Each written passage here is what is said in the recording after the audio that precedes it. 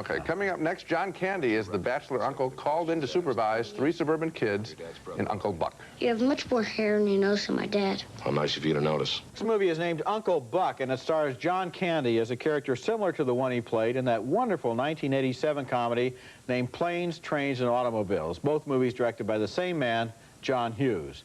In this one, Candy is a large, shabby, unemployed, good-hearted bachelor, kind of lonely, and when his brother calls and asks a favor, he's happy to agree. The brother and sister-in-law have got to leave town on a family emergency, they tell him, and they need somebody to babysit with their 3 kids. Well, not surprisingly, the kids aren't too thrilled with their new authority figure, and they give Candy a hard time right from the first morning. You put onions in the eggs. I'm gonna go check on Maisie. I'll fix you some cereal when I get back. The most scornful of the kids is the 15-year-old played by Louisa Kelly.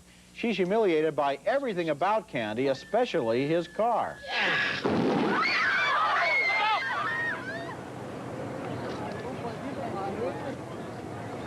Tying your shoe?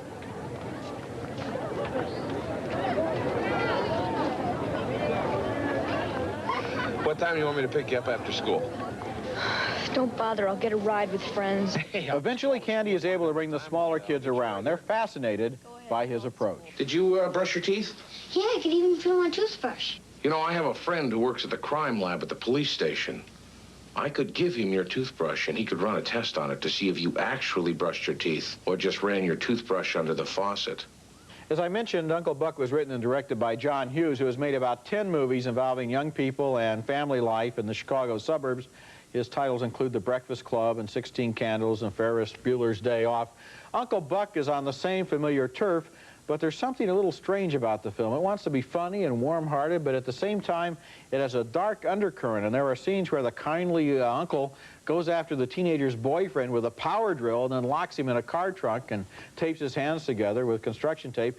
It's strange the way this movie generates creepy feelings that work against everything it's trying to do. By the end of the movie, I wasn't sure that I would want Uncle Buck living in my suburb with me if I lived in the suburbs. Well, actually, I like the darker material more than the sweet, predictable namby-pamby stuff. I mean, to have the kids suddenly be transformed by Uncle Buck into being better mannered, and to have Uncle Buck become transformed by the kids into being willing to finally propose marriage to Amy Madigan, that's nothing special. Yeah, I mean, you that's could see that coming a long way down That's the road. TV sitcom. Yeah. I like the dark stuff. You know, things like that movie Neighbors and stuff like that. I mean, I like the dark quality in the suburbs. If the film had been more consistent in that way, with Uncle Buck being totally disruptive to the suburban environment, I was thinking that would have been exciting. I was thinking about Neighbors also when I looked at this movie, but the problem was there didn't seem to be, Hughes didn't seem to know which way he wanted to go, and so what you have is this upbeat kind of material with this undercurrent that seemed to be pulling against it. So both of it, I guess we agree that in one way or another the movie is it's going in two parts that don't fit. Right. I have courage, and